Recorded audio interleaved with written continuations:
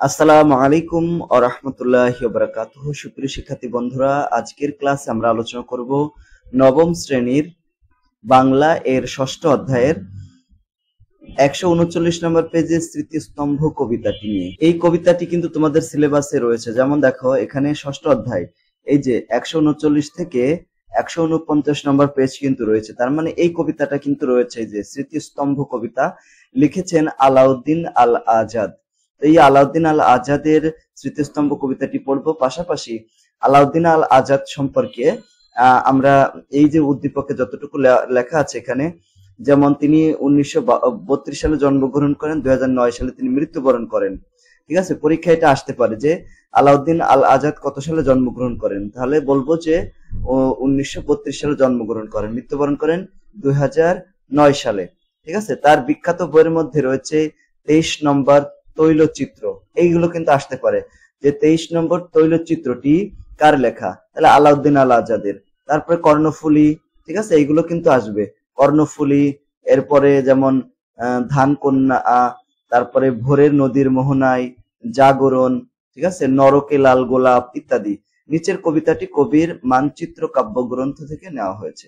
এই যে নিচের যে এটা মানে স্মৃতিস্তম্ভ কবিতাটি কোন কাব্যগ্রন্থ থেকে নেওয়া হয়েছে? মানচিত্র কাব্যগ্রন্থ থেকে নেওয়া হয়েছে। এগুলো কিন্তু এমসিকিউতে এবং এক কথায় উত্তরে আসবে। আচ্ছা, এরপরে কবিতাটিতে দেখো, এখান থেকে শুরু। স্মৃতির মিনার ভেঙেছ তোমার, ভয় কি বন্ধু, আমরা এখনো 4 কোটি পরিবার।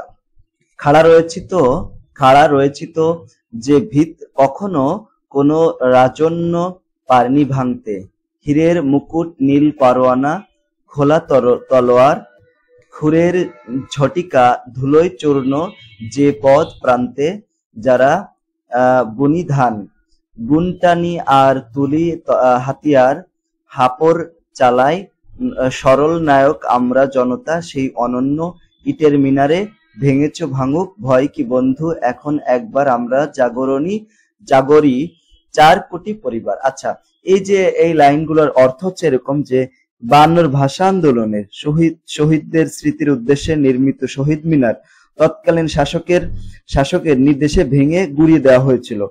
আমরা জানি 1952 সালে ভাষা আন্দোলন হয়। ভাষা আন্দোলনে এর পরে যে শহীদ মিনারটা বানানো হয়েছিল, ওই শহীদ মিনারটা তৎকালে যে শাসক ছিল তারা ভেঙে দিয়েছিল।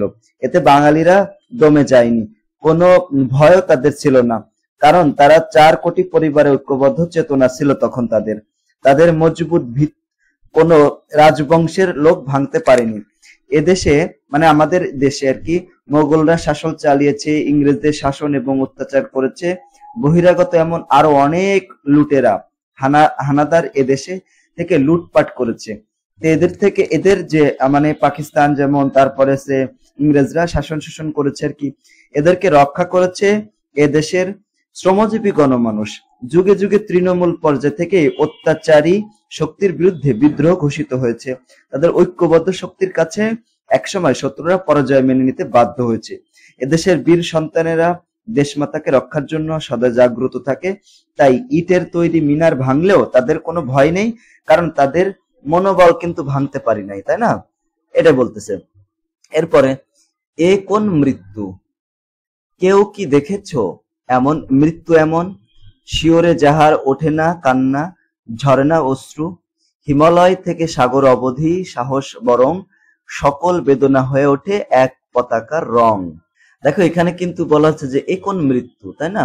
এই যে যেমন আমাদের কিছুদিন আগে বৈষম্য বিরোধী ছাত্র আন্দোলন হলো, সেখানেও কিন্তু অনেক লোক মারা গিয়েছে, তাই না? ছোট মানে 2-3 বছরের বাচ্চা থেকে শুরু করে বৃদ্ধ পর্যন্ত অনেকেই মারা গেছে। এ কোন মৃত্যু, কেউ কি দেখেছো মৃত্যু এমন, বিরহে যেখানে নেই হাহাকার, কেবল সেতার হয় প্রপাতের মোহনীয় ধারা, অনেক কথার পদাতিক ঋতু কলমের দেয় কবিতার কাল। এটার মানে কি? মানে এই যে এখান থেকে এই পর্যন্ত যতটুকু পড়লাম, এটার মানে কি? মানে হচ্ছে এরকম যে শহীদের এই মৃত্যু ভিন্ন ধর্মী। এখানে তাদের লাশের শিওরে কোনো কান্নার রোল ধ্বনিত হয়নি। এই যে কান্নার রোল বলছে যে এদের যে এখানে তাদের লাশের পাশে মানুষ মারা গেলে লাশের পাশে অনেক লোক কান্নাকাটি করে, কিন্তু এরা যারা মারা গেছে তাদের পাশে কেউ কাঁদেনি। বরং কি করা হয়েছে, এই যে অসমুদ্র হিমাচল, এই যে বলা হচ্ছে যে হিমালয় থেকে সাগর অবধি, তাই অসমুদ্র হিমাচল ব্যাপী যে বেদনা ছড়ানো হয়েছে তা হয়ে ওঠে একটা পতাকার রং, তাই না? যেমন লাল, আমাদের পতাকার যে মাঝখানে লাল রয়েছে, যা মৃত্যুর গভীর তাৎপর্য বহন করে। এই মৃত্যুবাহিত শক্তির বাঙালিকে চেতনাদীপ্ত নির্ভীক সত্তায় উন্নীত করে, তাই না? মাতৃভাষার জন্য একুশের এই আত্মদান কোনো বেদনা বা হাহাকার নয়, বরং তা হয়ে ওঠে কবিদের লেখার উৎস, যা জলপ্রপাতের মতো ঝরে পড়ে, বয়ে যায় মহৎ সংকল্পের স্রোতধারা। তখন শুরু হয় কবির কবিতা রচনা করা, এ যেন এক নতুন ঋতুর আবির্ভাব। এখানে প্রকৃতি এবং মানুষ এক হয়ে যায়। তো এটা এখানে বোঝানো হয়েছে, তাই না, এই বিষয়গুলো। এরপরে বলা হচ্ছে, ইটের মিনার ভেঙেছে ভাঙুক, একটি মিনার গড়েছি আমরা 4 কোটি কারিগর। বেহালার সুরে রাঙা হৃদয়ের বর্ণ লেখায়, পলাশের আর রামধনুকের গভীর চোখের তারায় তারায় দ্বীপ হয়ে ভাসে যাদের জীবন, যুগে যুগে সেই শহীদের নাম। এঁকেছি প্রেমের ফেনিল শিলাই তোমাদের নামে, তাই আমাদের হাজার মুঠির বজ্র শিখরে সূর্যের মতো জ্বলে শুধু এক শপথের ভাস্কর। আচ্ছা, এটার মানে কি? এটার মানে হচ্ছে, দেখো, শাসকেরা বাঙালির ইট পাথরের গড়া স্মৃতিস্তম্ভ ভাঙলেও তাদের একত্রিত শক্তির প্রজ্বলিত আলোকে নেভাতে পারবে না। একুশের আত্মত্যাগে অনেক গল্প কবিতা রচিত হতে থাকে। শিল্পে সাহিত্যে একুশের চেতনায় যথার্থ প্রতিফলন দেখা যায়। শহীদেরা এই জীবন সমুদ্রে এক একটা দ্বীপ সদৃশ, যারা মৃত্যুতেও অমর ও জাগ্রত। তাদের সংগ্রামী চেতনার ও মনোবলের সঙ্গে বাঙালি জীবনের পরিচয় ঘটে। তারা মানুষের হৃদয়ে মূর্তির মতো জেগে থাকে। তাদের চেতনার স্পর্শে সকলেই জেগে ওঠে। তখন প্রতিটি বাঙালি হয়ে ওঠে শপথের ভাস্কর। এখানে দেখো, আমরা ব্যাখ্যা করলাম সুন্দর করে কবিতাটি। এখন এই যে শব্দ অর্থ যেগুলো আছে, এগুলো কিন্তু তোমাদের পরীক্ষা আসতে পারে। যেমন দেখো, এখানে খুর, খুর মানে কি? গবাদি পশুর পায়ের নিচের অংশকে খুর বলা হয়। গুণ মানে কি? নৌকা টেনে নেওয়ার যে দড়ি, এটাকে বলা হয় গুণ। জাগরি মানে ঘুমহীন। ঝটিকা মানে ঝড়। পদাতিক মানে পায়ে হেঁটে যুদ্ধ করে যে সৈন্য, তাকে পদাতিক বলা হয়। পরোয়ানা মানে লিখিত আদেশ। প্রপাত মানে ঝর্ণা। ফেনিল মানে ফেনাযুক্ত। ভাস্কর মানে সূর্য। ভিত মানে দালানের যে অংশ মাটির নিচে থাকে। মোহনীয় মানে মহান। রাজন্য মানে রাজা। রামধনুক মানে রংধনু। শিখর মানে চূড়া। শিলা মানে পাথর। সেতার মানে বাদ্যযন্ত্র বিশেষ। এবং হাপর, কামারের চুল্লিতে বাতাস দেওয়ার জন্য ব্যবহৃত নলযুক্ত চামড়ার যে থলে, এটাকে বলা হয় হাপর।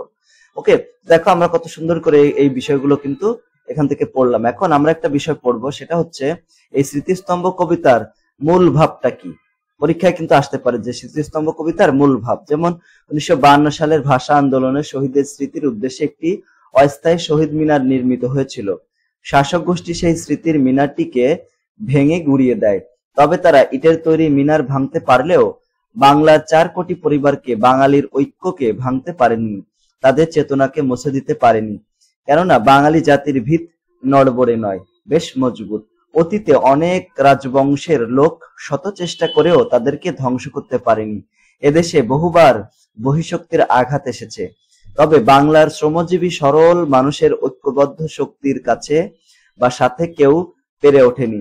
দেশের সম্মান রক্ষার দেশমাতৃকার সন্তানেরা সর্বদা সতর্ক থাকে বলে এই জাতির কোনো ভয় নেই।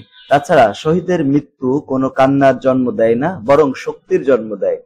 তাদের আত্মত্যাগ দেশবাসীকে প্রেরণা জাগায়, সমগ্র দেশের মানুষের মধ্যে জাগরণ তৈরি করে, তাই না? জাগরণ সৃষ্টি করে। তাই ইট পাথরের মিনার ভাঙলেও এদেশের গণমানুষের হৃদয়ে যে জোয়ার এসেছে তা মুছে ফেলা যাবে না। শহীদের স্মৃতি এ দেশের মানুষের মনে অম্লান হয়ে থাকবে, আর কি করবে? শক্তি যোগাবে। তো এটাই এখানে বলা হচ্ছে, বুঝছো? মানে মূল ভাব পরীক্ষা যদি আসে এটা লিখবা তোমরা। কবিতার কাঠামো বুঝি, এই যে একটা দেওয়া হয়েছে শখ, আমরা এই শখটা এখন পূরণ করব। যেমন দেখো, অনুপ্রাসের উদাহরণ মানে ওই কবিতায় ভেঙেছে ভাঙুক ভয়কে। বন্ধু, এখানে ভয় মানে ভ ধ্বনিটির পুনরাবৃত্তি ঘটেছে, যেমন ভেঙেছে ভাঙুক, ভে, ভা, এরকম। উপমার উদাহরণ, সূর্যের মতো জ্বলে ওঠে শুধু এক পাথরের এক শপথের ভাস্কর। এখানে শপথের আগুনকে প্রজ্বলিত সূর্যের সাথে তুলনা করা হয়েছে। লয়ের প্রকৃতি কবিতার লয় মন্থর গতির প্রকৃতি, এগুলো কিন্তু এমসিকিউতে আসতে পারে। কোনটা বলতো? এই যে স্মৃতিস্তম্ভ কবিতার লয়ের প্রকৃতি কি? কবিতাটির লয় মন্থর গতির, এরকম। তারপরে ছন্দের ধরন কি? কবিতাটি মাত্রাবৃত্ত ছন্দে রচিত। পরীক্ষায় কিন্তু এটা আসবে যে এই যে স্মৃতিস্তম্ভ কবিতাটির কোন মাত্রায় রচিত বা ছন্দের ধরন কি, তখন তোমরা বলবা যে মাত্রাবৃত্ত ছন্দে রচিত। এরপর দেখো রয়েছে জীবনের সঙ্গে কবিতার সম্পর্ক খুঁজি। স্মৃতিস্তম্ভ কবিতায় কবি কি বলতে চেয়েছেন, এরকম কিন্তু তোমাদের পরীক্ষা আসতে পারে। এটা কিন্তু 5 নম্বরের প্রশ্ন, মানে বড় প্রশ্ন, রচনামূলক প্রশ্ন কিন্তু এই ধরনের প্রশ্ন হতে পারে। যেমন স্মৃতিস্তম্ভ কবিতায় 1952 সালের 21শে ফেব্রুয়ারি ভাষা আন্দোলনের মিছিলে পুলিশ গুলি চালালে তাতে অনেকে শহীদ হন। সেই শহীদের স্মরণে ঢাকা মেডিকেল কলেজ প্রাঙ্গণে স্মৃতিস্তম্ভ তৈরি করা হয়, মানে শহীদ মিনার তৈরি করা হয়। শাসক গোষ্ঠী সেই স্তম্ভটি ভেঙে ফেলে। এই বিষয়টিকে কেন্দ্র করে স্মৃতিস্তম্ভ কবিতাটি রচিত। এই কবিতায় কবি বলতে চেয়েছেন, শাসকেরা স্মৃতির মিনার ভেঙে কিছুই করতে পারেনি, কারণ তিনি মনে করেন বাঙালির 4 কোটি পরিবার এক একটি স্মৃতিস্তম্ভ। সেই স্তম্ভের ভিত কেউ কখনো ভাঙতে পারেনি, কখনো পারবেও না, কেননা এই সুদৃঢ় স্তম্ভটি সকল সাহসী শ্রেণী পেশার মানুষের মাধ্যমে তৈরি। শোষকেরা ইটের মিনার ভেঙেছে, কিন্তু 4 কোটি পরিবারের এই সুদৃঢ় বন্ধন কখনোই ভাঙতে পারবে না। 4 কোটি কারিগর মিলে যেই ইতিহাস তারা গড়েছে, তাতে যুগে যুগ ধরে সেই শহীদের আত্মত্যাগ স্বর্ণাক্ষরে লেখা থাকবে। হাজার হাজার মানুষের নেওয়া এই শপথ সূর্যের মতো জ্বলে ওঠে। কবি স্মৃতিস্তম্ভ কবিতাটিতে এই বিষয়গুলো বলতে চেয়েছেন। যেমনটা দেখো এখন ওই যে স্বৈরাচারের পতন হলো কিছুদিন আগে, তাই না? আমরা দেখলাম, আমরা নিজেরাও আন্দোলন করছি অনেকে। তো এই যে দেখো এটা হচ্ছে আমাদের মানে পূর্বের ইতিহাস পুনরাবৃত্তি হচ্ছে বারবার, তাই না? যেমন 1952 সালে ভাষা আন্দোলনকে কেন্দ্র করে তারা এই বিদ্রোহ করেছে, তাই না? 1971 সালে বারবার কিন্তু এরকম হয়েছে এটা। তো এরপর দেখো ভয় কি বন্ধু, এই যে ভয় কি বন্ধু, দেখো একবার আমরা জাগরি 4 কোটি পরিবার। কবি এখানে কেন এমন বলেছেন? তাহলে এটা কি বোঝাতে চেয়েছেন? এটাও 4-5 নম্বর প্রশ্ন আসতে পারে। 52 ভাষা শহীদের স্মরণে নির্মিত স্মৃতিস্তম্ভ বাংলার মানুষকে দেশপ্রেমে উদ্বুদ্ধ করে, সকল অন্যায় অবিচারের বিরুদ্ধে প্রতিবাদী হতে সহায়তা করে। সেই জন্য অত্যাচারী শাসকেরা চায় না এই স্মৃতিস্তম্ভগুলো থাকুক, তাই তারা এগুলো ভেঙে ফেলার ঘৃণ্য ষড়যন্ত্রে লিপ্ত হয়। 1952 সালে তৎকালীন সরকার সেই ঘৃণ্য কাজটি করে। স্মৃতিস্তম্ভ কবিতায় কবি দৃঢ় মনোবল নিয়ে বলেছেন, শাসকেরা ইটের তৈরি মিনার ভেঙে ফেললেও 4 কোটি পরিবার দাঁড়িয়ে আছে। তারা সবাই মিলে যেই মিনার তারা বানিয়েছে সেটি শোষকের ভিত কাঁপিয়ে দিতে সক্ষম। কবি সবাইকে অভয় দিলেন, ভয় না পেয়ে নিজের শক্তি মানে সাহসে সবাইকে সাহস দিচ্ছে। আস্থা এবং বিশ্বাস রেখে অত্যাচারী শাসকের বিরুদ্ধে সংগ্রামে ঝাঁপিয়ে পড়তে বলেছেন। দেখছো, আস্থা এবং বিশ্বাস রেখে যদি অত্যাচারের বিরুদ্ধে বিদ্রোহ করা হয়, সংগ্রাম করা হয়, ঠিক আছে, যুদ্ধ করা হয়, তাহলে কিন্তু আল্লাহ আমাদের সফলতা দান করে। যেমনটা আমরা দেখলাম এই যে বৈষম্য বিরোধী ছাত্র আন্দোলনের যে বৈষম্য বিরোধী ছাত্র আন্দোলন কি করেছিল? এই অত্যাচারী শাসকের বিরুদ্ধে সংগ্রাম করে সেই শাসকের পতন ঘটিয়েছিল। তিনি মনে করেন 4 কোটি পরিবার মিলে যে মিনারটি তৈরি হয়েছে তা সুদৃঢ় এবং মজবুত। এই মিনারের প্রতিটি খুঁটি ঘুমহীন স্বাধীনতাকামী নিজেদের জীবন বাজি রেখে হলেও তারা শহীদের আত্মত্যাগকে যুগ যুগ ধরে হৃদয়ে ধারণ করতে সক্ষম হবে। ঠিক আছে না? এরকম।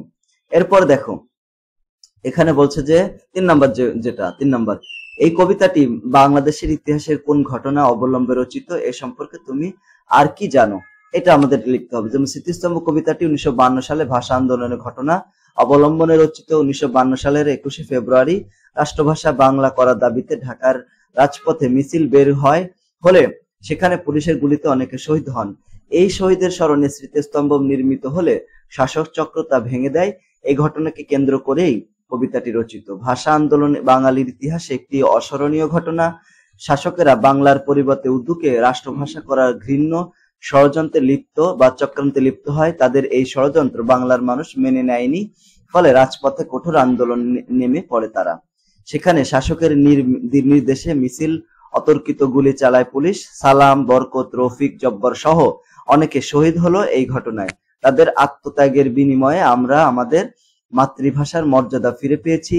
ভাষা আন্দোলনের আত্মত্যাগ ও জাতীয়তাবাদ পরবর্তী অনেক আন্দোলনে কাজে লাগিয়ে বাঙালি জাতি লাগিয়েছে। যেমন এখানে যে বৈষম্যবিরোধী ছাত্র আন্দোলন, ওই ভাষা আন্দোলন থেকেই আমরা প্রেরণা পেয়েছি, আমরা একটা সাহস পেয়েছি যে আমরা আন্দোলন করলে ইনশাল্লাহ আল্লাহর রহমতে আমরা সফলতা পাবো। এরকম এই ছিল আমাদের স্মৃতিস্তম্ভ কবিতাটির আরো কিছু বৈশিষ্ট্য আছে, এগুলো তোমরা রিডিং পড়ে নিবা, এগুলো পরীক্ষা আসতে পারে।